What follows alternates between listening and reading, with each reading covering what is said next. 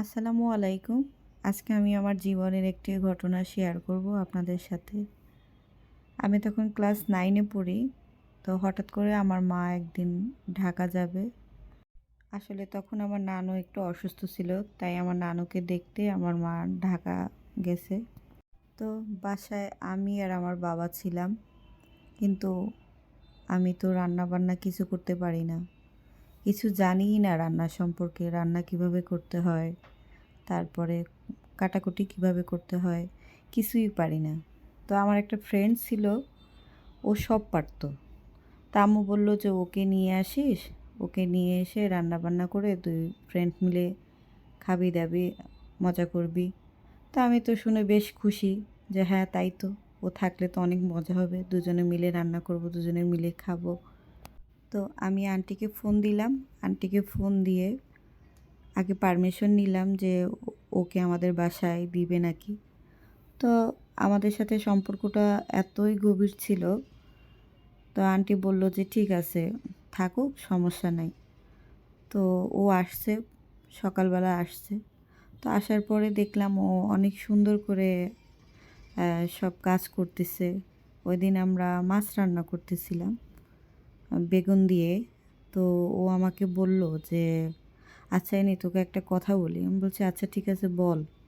তো বলল যে তুই কোনো কাজ করতে পারিস না, তুই মাছ কাটতে পারিস না, তুই কোনো সবজি কাটতে পারিস না, তাহলে তুই, আমি তো তোকে নিয়ে অনেক টেনশনে আছি যে তুই আসলে বিয়ের পরে কি করবি।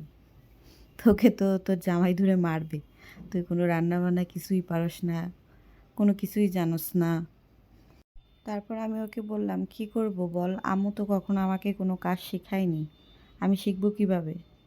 তো আমাকে বলতেছে রান্নাবান্নার কাজটা শেখা লাগে না, তুই দেখলে এমনিতেই নিজে থেকেই সব রান্নাবান্না করতে পারবি। তারপর আমি ওকে জিজ্ঞেস করলাম আচ্ছা বল তো পুঁই শাক কীভাবে রান্না করে। তারপর জিজ্ঞেস করলাম আচ্ছা বেগুন দিয়ে মাছ কীভাবে রান্না করে। আমি দেখলাম ও খুব সুন্দরভাবে রান্নাবান্না সব কিছু করলো, কিন্তু আমি কিছুই পারি না তখন। তো নিজের কাছে খুব আফসোসও লাগতো যে আসলে আমি কেন পারি না। এগুলো কি অনেক কঠিন কোনো কাজ যে আমার দ্বারা হবে না বা আমি করতে পারবো না। তো এগুলো চিন্তা করতেছিলাম। তারপর আমরা দুজনে রান্না বান্না শেষ করে খাওয়া দাওয়া করে তারপরে আমরা দুজনে অনেক গল্প করলাম। তখন ও আমাকে বলল যে একটু কাজটা শিখিস, কাজ শেখারও তো দরকার আছে। তা আমি বললাম যে এটা সময় হলে এমনিতেই হয়ে যাবে। আজকে এই কথাটা বলার মানে হচ্ছে এটাই যে আসলেই আমি কতটা চেঞ্জ হয়ে গেছি, যা প্রকাশ করার মতো না।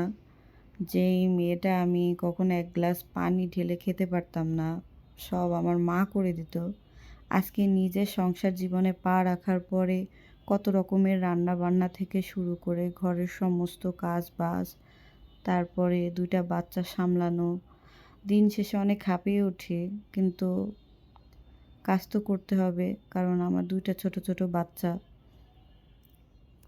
আমার মা যতটা আমাকে যত্ন করে মানুষ করেছে, আমিও তো ঠিক ততটাই আমার ছেলে মেয়েকে যত্ন করে মানুষ করতেছি, তাই না?